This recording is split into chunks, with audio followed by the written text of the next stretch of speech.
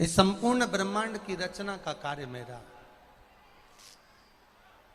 और संपूर्ण ब्रह्मांड की रचना का कार्य अगर मेरा है तो ब्रह्मा जी भगवान विष्णु से कह रहे हैं कि अब ये रचना मेरे हाथ की हुई है, ये रचना संपूर्ण मैंने करी है, ये संपूर्ण रचना करने वाला मैं हूं जानकर फिर ब्रह्मदेव ने भगवान विष्णु को दो शब्द कहे। तब नारायण उठे और ब्रह्मा जी को कहने लगे, ब्रह्मा जी आप मेरी नाभि से उत्पन्न हो, कमल के पुष्प पर मैंने तुम्हें उत्पन्न किया है, मेरी नाभि के द्वारा तुम प्रकट हुए हो, मेरी नाभि के द्वारा तुम प्रकट हुए।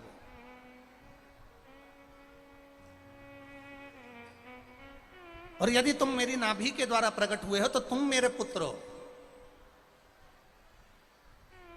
भगवान ब्रह्मदेव ने फिर भगवान विष्णु से कहा, मैं ना तो किसी का पुत्र हूं और ना मैं किसी को अपना पिता मानता हूं। जानकर फिर क्रोध बढ़ता गया बढ़ता गया बढ़ता गया, क्योंकि ब्रह्मा जी का अभिमान बड़ा विचित्र अभिमान था। ब्रह्मा जी बढ़ता गया, क्रोध बढ़ा, खूब बढ़ा, दोनों में विवाद हो गया।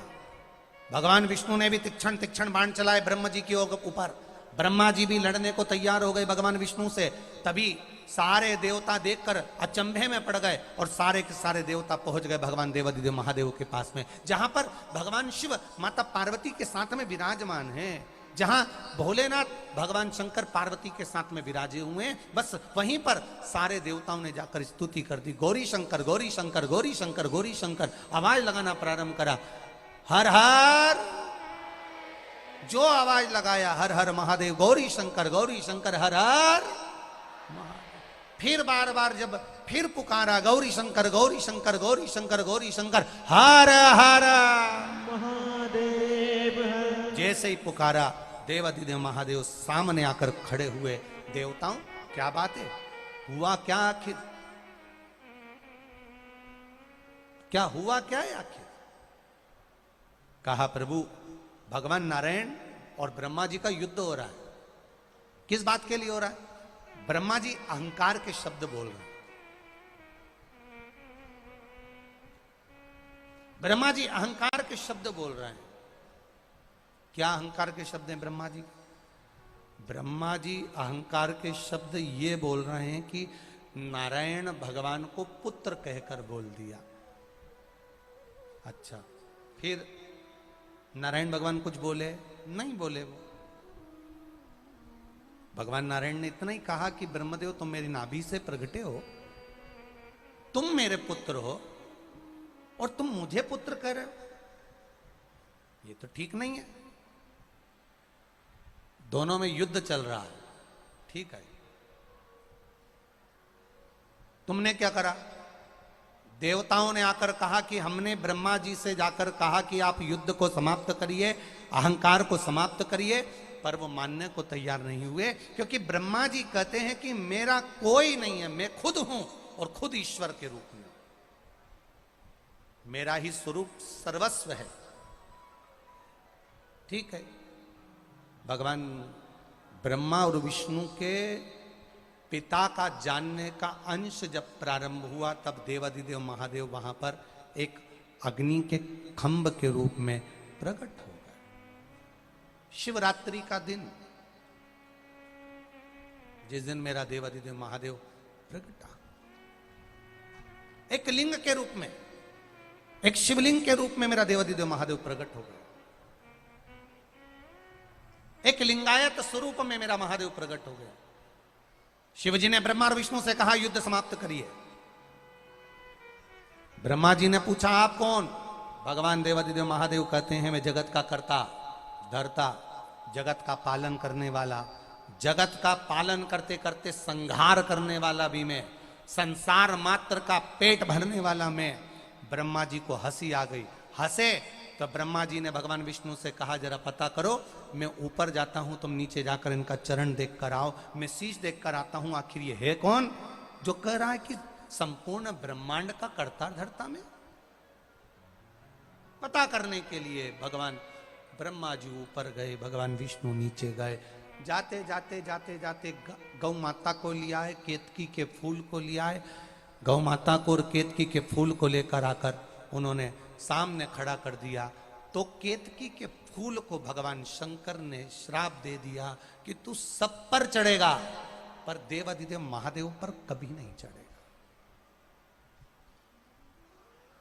भूल से भी अगर केतकी का फूल देवाधिदेव महादेव पर चढ़ जाएगा, हजारों गौ हत्या के बराबर, हजारों ब्रह्म हत्या के बराबर उसको दोष लग जाएगा। गौ माता, एक रोटी के चक्कर में तू झूठ बोली है, तेरे को भी श्राप देता हूं गौ माता, तेरे को भी श्राप है, तेरा पूरा शरीर पूजा जाएगा पर तेरा मुख अपूज्य माना जाए। तो झूठ बोली।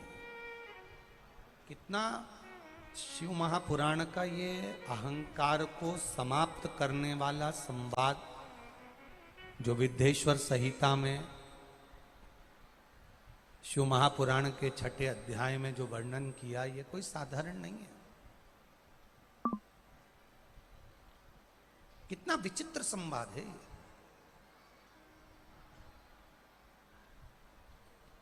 जिस गौमाता ने झूठ बोला, उस गौमाता की आज भी परिक्रमा होती है तो पीछे से चालू होती है, पूंछ से। गौमाता की परिक्रमा आगे से होती ही नहीं। शिव महापुराण की कथा कहती है, शंकर भगवान को सत्यम, शिवम और तीसरा सुंदरम। शंकर भगवान को अगर कुछ प्रिय है, देवाधिदेव महादेव को अगर कुछ प्रिय है, तो मेरे महादेव को सत्य प्रिय है। इसलिए किसी मुर्दे को भी लेकर जाते हैं तो चिल्लाते चिल्लाते लेकर जाते हैं, राम नाम सत्य। और वो भी बोलने वाले थोड़े बहुत ही होते हैं जो अर्थी के आसपास में चलते हैं, बाकी के सब तो पीछे चलने वाले मोबाइल पे बात करता जाए, कहीं गुटखा भरा मुंह में, कहीं कंधे पे हाथ रखा, चलते जा रहा है। बस वो जो अर्थी के आसपास में ना 10, 15, 20, 25, बस वही चिल्लाते हैं। क्या चिल्लाते हैं? बोलो बोलो जम के जरा, राम नाम सत्य। बाकी के सब तो फोन पे बात करते करते जाते हैं। ऐसा लगता है कि ये ऊपर बात कर रहे हैं कि हम यहां से भेज रहे हैं, 5 नंबर का रूम दे देना, ऐसा लगता है। कमरे में पानी की बोतल धर देना, कूलर चालू कर देना, हम इनको भेज रहे हैं। कितना सनातन हिंदू धर्म के अंतर्गत, सनातन धर्म के अंतर्गत एक बात हमेशा याद रखना, मरे हुए व्यक्ति के साथ में शमशान तक अगर आप जा रहे हो, जितने लोग शमशान तक जा रहे हैं, एक बात का स्मरण करना, आपने जिंदगी में आप हर किसी के अंतिम संस्कार में नहीं जाते। जाते हो क्या? जिसको नहीं पहचानते उसकी भी अंतिम संस्कार में चले जाते हो क्या? कोई नहीं जाता। जिसको पहचानते हो आप उसके अंतिम संस्कार में जाते हो। शिव महापुराण की कथा कहती है, जो मर गया, जिसके अंतिम संस्कार में तुम जा रहे हो, कभी जिंदगी में इसके घर का पानी पिया होगा, कभी जिंदगी में इसके घर की चाय पी होगी, कभी जिंदगी में इसके घर का अन्न खाया होगा, कभी इसके यहाँ शादी में जाकर प्रसाद पाया होगा, कभी जिंदगी में इसका स्पर्श किया होगा, कभी जिंदगी में गले लगे होंगे, कभी जिंदगी में हाथ मिलाया होगा, कभी जिंदगी में इसकी दुकान पर जाकर बैठे होंगे, कभी जिंदगी में इसके गली के सामने से निकले होंगे, कभी जिंदगी में इसके परिवार के किसी व्यक्ति से तुम मिले होगे, कभी जिंदगी में इसके 7 पीढ़ी के किसी व्यक्ति से मिले होगे। उस 7 पीढ़ी के जीवन में अगर तुमने भूल से भी इसकी जिंदगी में निंदा कर दी होगी, अपशब्द कह दिया होगा, गाली दे दी होगी, ताना दे दिया होगा, तो शिव महापुराण की कथा कहती है, मरने वाले व्यक्ति के साथ में जाते जाते जब राम नाम सत्य कहते कहते जाते हैं, तो हमने जिंदगी में अगर इसको कभी अपशब्द कहा हो, ताना दिया हो, या कोई गलती हमारी हो गई हो, तो वो गलती परमात्मा उसी क्षण माफ कर देता है जिस समय तुम उसको लेकर राम नाम सत्य कहते हुए जाते। पर कौन समझाए आज के व्यक्ति को? कौन समझाए आज के लड़के हो उनको? कौन समझाए आज के मनुष्य को? आगे आगे वाले बोल रहे हैं राम नाम सत्य है, पीछे वाले आराम से फोन पे बात करते हुए जा रहे हैं, आराम से गुटखा थूकते हुए जा रहे हैं, आराम से तंबाकू खाते हुए जा रहे हैं, ठिठोली करते जा रहे हैं, बात करते हुए जा रहे हैं, कंधे पर हाथ रखते हुए जा रहे हैं। नाना भाई, जितनी देर तक शमशान ना आए और जितनी दूर तुम चलकर जा रहे हो उतनी देर तक तुम्हारे मुख से केवल राम का गुणगान होना चाहिए, क्योंकि जो व्यक्ति जा रहा है उसका कर्जा आज की आज चुका दो तो बाद में चुकाना नहीं पड़ेगा, फिर जन्म लेना नहीं पड़ेगा।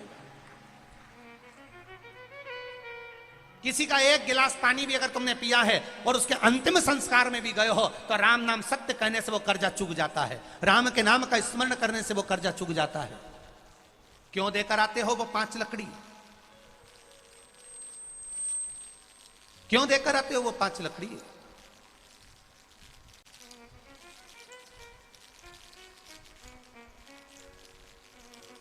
क्यों देकर आते हो वो कंडे का 5 टुकड़ा? चिड़चिड़ आवाज आ रही है, देख लो। क्यों देकर आते हो? उसका कारण क्या है? केवल हमारे और उसके बीच में कोई कर ना रहा हो, हमारे और उसके बीच में कोई कर्जा ना रहा हो, हमारे और उसके बीच में कोई कर ना हो, हमारे और उसके बीच में कोई कर्जा ना हो। इसलिए मुख से जब लेकर जाओ तो भजन करते करते जाओ। ले जा रहे हो उसको, सत्य बोलिए। रोज सत्य नहीं बोल सकते तो शंकर जी के मंदिर में जब जाओ, शिव के शिवालय में जब जाओ, शंकर के मंदिर में 1 लोटा जल चढ़ाने जाओ, तब सत्य बोलिए। 7 दिन में कम से कम 1 दिन ऐसा निकाल लो कि मैं आज सत्य बोलूंगा, और वो किसी को बताना नहीं कि कब सत्य बोला तुम, किसी को बताने की जरूरत नहीं है। नहीं तो कहीं का आके तुमसे पूछ ले कि सत्य बोलना है और इसके पास 9 बजे से 10 बजे तक सत्य बोलती है, और तुम जाके पूछ लो 9 से 10 के बीच में कि बता तिजोरी की चाबी कहां धरी, और बेचारी वो केसियोर वाला महाराज बोला था सत्य बोलना है, और मेरा छोरा आके पूछ रहा चाबी कहां धरी, अब कैसे बोलूं चाबी कहां धरी? तो बताना भी नहीं तुम्हें किसी को कि तुम सत्य कब बोलते हो, कितनी बजे बोलते हो। तुम तो अपने मन में ठान लो कि आज मैं 15 मिनट सत्य बोलूंगी, 15 मिनट सत्य बोलूंगी, और 15 मिनट बस तुम उस सत्य के लिए फिर लगे रहो, फिर झूठ नहीं। कितना झूठा जमाना हो गया, कितना झूठा आज का जमाना, कितना झूठा हो गया। कथा में बैठे और कहते हो दुकान पर, दुकान पे बैठे हो तो क्या कथा में बैठे थे, बेटमा में कह दिया इंदौर में, इंदौर में बैठे तो कह देपालपुर, देपालपुर गए तो कह बेटमा। कितना झूठ अपार। इसीलिए फिर निवेदन है राम नाम बोलो, बोलो अच्छे से बोलो, जरा अच्छे से, राम नाम बोल लो, अच्छे से बोल लेना चाहिए। अपन मरेंगे तब दूसरे बोलेंगे, अपन तो बोल ही नहीं पाएंगे। मौका है, राम नाम, इसके सिवाय कोई सार तत्व है भी नहीं। ये मिला है जीवन, इसको निभाना है। ये मिला है जीवन, इसको लेकर चलना। आज कोई कह रहा था गुरुजी, ओ गुरुजी, हमने कहा क्या है? सारे त्योहार फीके हो गए, होली आ रही है, लगी नहीं रिया की होली जैसा है, दिवाली आती है तो लगता ही नहीं कि दिवाली जैसा है, राखी आती तो लगता ही नहीं राखी जैसा है, सारे त्योहार फीके हो गए गुरुजी। हमने कहा त्योहार फीके नहीं हुए, त्योहार का कलर फीका नहीं हुआ, त्योहार का रंग फीका नहीं हुआ है, बस त्योहार वही है, गुलाल वही है, मिठाई वही है, गुजिया पपड़िया वही है, खुरमे चकरी वही है, पपड़िया वही है, गुजिया वही है, इंसान वही है।